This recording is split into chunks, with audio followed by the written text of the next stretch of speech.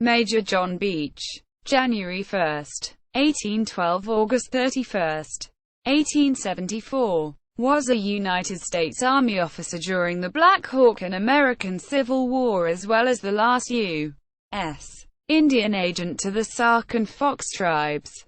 A son-in-law to General Joseph Street, Beach succeeded him as agent to the Sac and Fox upon his death and eventually hosted the week-long council that resulted in the signing of the treaty for the purchase of much of Iowa from the Sac and Fox Indians in October 1842. Biography. Born in Massachusetts to William Beach and Lucy Tucker, John Beach enlisted in the U.S. Army during his late teens and graduated from the West Point Military Academy on July 1, 1832. He was commissioned as a brevet second lieutenant, served on the frontier with the infantry regiment assigned to Fort Armstrong and Fort Crawford during the 1830s. In 1836, he took command of the Fort Armstrong garrison after its commanding officer Lt.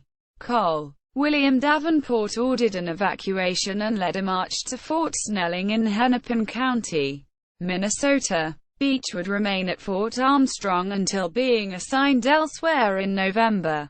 During his last year with the Army, he was involved in recruitment efforts before his resignation on June 30, 1838. Beach later married Lucy Frances Street, the daughter of General Joseph Street. 2 years later, he succeeded his father-in-law General Joseph Street as U.S. Indian agent to the Sac and Fox tribes following Street's death. He continued his predecessor's work in establishing farming and education to the Raccoon River Agency Reservation, although he was ultimately unsuccessful in the former goal. He also opposed settlers squatting on reservation lands as, in 1841, a force of dragoons under Lieutenant C.F. Ruff removed James Jordan and other settlers illegally living on the reservation. They had previously ignored Beach's order to leave and, after allowing them to gather their possessions, Ruff ordered his men to burn their homes. On October 11, 1842, he presided over the signing of a treaty which allowed the federal government to purchase much of Iowa from the Sac and Fox.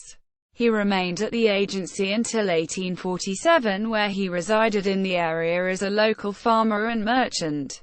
Beach re-enlisted during the American Civil War. However, he involved in the training and drilling of recruits as his hearing loss disqualified him from the field. Returning to Agency City following the war, he became a writer and historian in his later years. He died on August 31, 1874, at age 62 and buried at Chief Wapello's Memorial Park.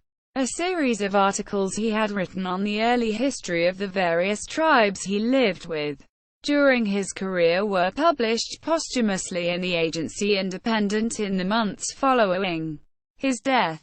His writings on the history of the Fox and Sac, as well as the fur trade on the Des Moines River, were later included in the History of Wapello County, 1878. See also. Further reading. Birthrong, Donald J. John Beach and the Removal of the Sac and Fox from Iowa. Iowa Journal of History and Politics. 54. October 1956. 318-20. Gallagher, Ruth A. Indian Agents in Iowa. Agents among the Sac and Fox. Iowa Journal of History and Politics. 14. July 1916. 364-365. Green, Michael D. The Sac-Fox Annuity Crisis of 1840 in Iowa Territory, Arizona and the West. 16. Summer 1974. 141-150. John Beach. Find a Grave. Retrieved 1 November 2008.